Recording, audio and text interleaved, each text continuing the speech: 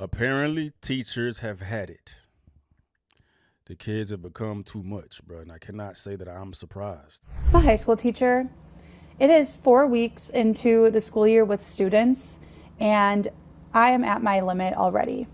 I am at my limit with being talked to and demanded at so disrespectfully, interrupted constantly, repeating myself countless times. This year feels worse. This year feels worse than the last 5 years I've taught. I don't know if anyone else feels that way, but I feel like I've seen so many teachers make videos where we are all ringing the alarm saying, this is bad. This year is not good. It's not good. We are struggling, and not a lot of us are going to last if this continues, because I think there's a reckoning of teachers realizing like, I actually don't deserve to be treated like shit. And then every day wipe that slate clean and start on over as if it didn't happen. I teach high schoolers. I see it from videos of elementary school teachers and middle school teachers. I don't know when, as a society, we're going to wake up and say, our system is failing. Our students don't have basic respect or human decency. I had a student that told me, what you gonna do about it? Really? So I was ignoring them because we were out at tennis and he was banging his racket. And so I told him he had to sit down. He lost 5 minutes of tennis. And he was like, I don't care. I don't have to listen to you. I'm not gonna do it. What you gonna do about it? So then he was in my space. So I said, I need you to back up. What you gonna do? What am I gonna do? What are you gonna do? I don't know how to handle it. They say ignore negative behavior, so I was ignoring negative behavior, but he wanted a reaction. But now my anxiety is a little high and my nerves are a little fried, but he wanted a reaction. I was trying not to give him one. I want you to send this video to anybody who can't understand why teachers are crashing out and quitting. I mean, they get their summers off, so like, what do they really have to complain about? I have brought visual aids. Here we go. So everything I show you on this green clipboard is going to represent when I started teaching in 2005, and everything on this red clipboard is 2025. Oh, I did not teach the full 20 years. I took 7 years off because I had children and my husband's in the military. We moved a lot. Here we go. These are actual seating charts that I found as I was cleaning up my desk today. So this represents the year 2005, and this is how many of my students are reading on grade level. Everything in blue. So I think 1.5 students out of like a group are struggling readers, but pretty much everybody's reading at least on level, some even higher, okay? 2025. How many of my students are reading on grade level? Okay, this next is an average of how many of my students failed my class. Like they are going to have to repeat this. There's no recovering. They failed. This is 2005. 0.5 student out of all of my students. This is this year. This is this year. On average, I teach about 100 students. On average, this is how many students in each class are not passing. They're going to have to take this class again. Okay, next, the orange represents in 2005 parent involvement. I always had parents either in my inbox asking about lessons, volunteering for field trips, or anything that we needed for our classroom, volunteering supplies. 2005, 2025. Where are the parents that are supposed to be involved in their school? Behavior issues. Students in 2005 that I had to like write up on referrals, call home, maybe have parent-teacher conferences for poor behavior.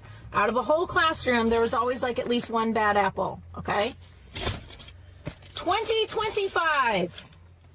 Put your cell phone away. Why are you showing up to my class 15 minutes late? Don't talk to me like that. Don't call them the N-word.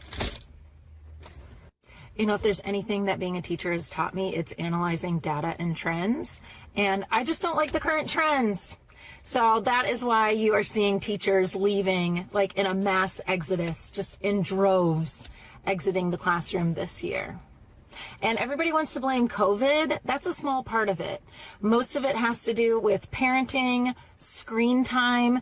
You put a cell phone in the hands of a small child and just give them unfettered access to the internet. Do you think they care about what's going on in my class? Do you honestly believe that these teachers are quitting their job 2 weeks into the school year because they're not getting paid enough, or because the politics that they're dealing with from outside of the classroom is too much to handle? No, that's not the reason. The reason why they're quitting is because these kids are mean, and they're making the classroom a war zone, and they're getting zero support from parents at home and from admin on their campus. This 100% stems from the stuff that they have to deal with day in and day out from 8 a.m. to 3 p.m. inside their classroom. It's the stuff that you have to deal with inside your classroom that makes you burn out and makes you never want to come back. I understand that so many of our kids are dealing with rough lives at home and are dealing with trauma, dealing with mental illness, dealing with learning disabilities. All of those things make it difficult to thrive in school, and I understand that. But the problem is that all of those things are no reason to treat other human beings like a piece of garbage. Regardless of your opinion of teachers, most teachers that I know wake up every single day excited to teach whatever lesson that they've spent hours planning and creating, and they want to have a meaningful experience with the students in their classroom. They want to have a good day. And I know, speaking for myself, I woke up every day praying that it was going to be a good day, praying that the kids that I had that day were going to be as excited about the content that I was ready to present as much as I was. And most days, that is not what I got met with. On the daily, teachers are getting cussed out, spit on, hit, flipped off. Their equipment is getting broken and stolen. There are bullies in class that are relentless, not just to their own fellow students, but to the adult in the room. Imagine if you had to deal with that at your job. I'm speaking to non-teachers right now, right? You would not put up with that. You would stay somewhere where you were treated with respect and you knew that you were safe in your work environment. If someone came every single day to your job, bullied you, hit you, cussed you out, rolled their eyes at you, treated you like you were nothing, like you were garbage, you wouldn't want to come back either. You would put in your 2 weeks notice. But for some reason, so many people believe that we signed up for that. Because that's a part of teaching, and that's just how kids are. I made the decision not to return to the classroom this year, and I haven't been in a classroom for months now, and I still have nightmares, trauma nightmares on a weekly basis about my former classroom and my former students. Yeah, I'm curious about y'all's experiences with this, man. Right? Is it fear mongering, or is this a fair assessment of what's taking place in the education system, bro? I'm inclined to think that this is, reasonable.